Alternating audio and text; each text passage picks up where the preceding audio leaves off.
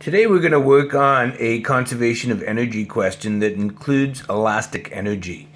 In this type of question, what you're going to have is a few situations. So in this situation here, we've got a projectile that's being launched off the top of a cliff.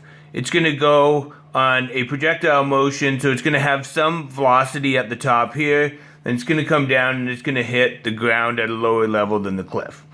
In this case here, the projectile is being launched by an elastic of some sort. In this case, it's going to be a slingshot. And at the very beginning, we're going to have it such that the projectile is still within the slingshot, so there's still going to be a little bit of elastic energy. It's going to have velocity, and it's going to have a height. As it goes through the motion, okay, it reaches a spot at the top where it's still going to have some height, and it still has a velocity. Then it's going to come down, hit the bottom. At this point in time, it's not going to have any height because we've made that our h equals 0 line. It's going to have a velocity, that's what we're going to look for.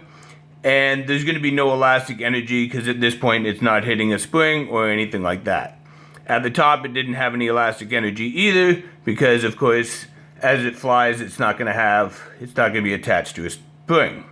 So what you do in these type of questions is total energy equals total energy.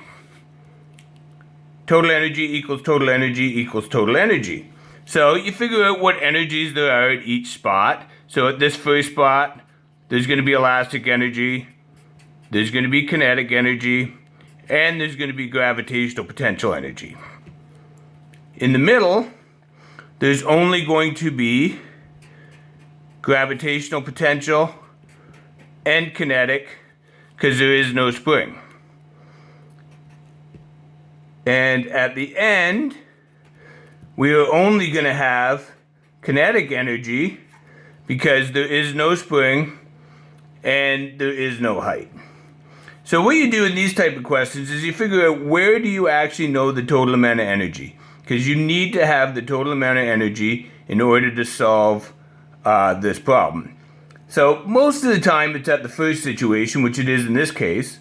Sometimes it might be at another situation. They might have given us the velocity in which it landed, and then at that point in time we could have used that to find other pieces of information. So I'm not going to solve this whole thing mathematically because I think that this will set you in your way.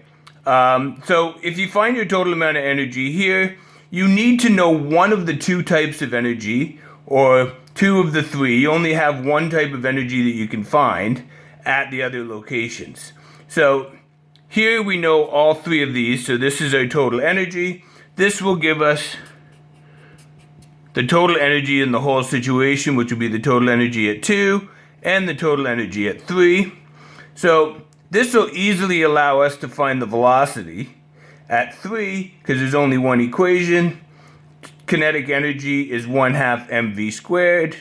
So that's easy enough to find the v. In the middle section, we're gonna know the v. That's what I intended with that. And we know that, and all we're gonna look for is h. So we'll know that, and we'll end up looking for that. And basically all of these problems that you guys are gonna work on are gonna be similar to this. So I hope this helps. Send me a message if you need further instructions. Thank you. Bye.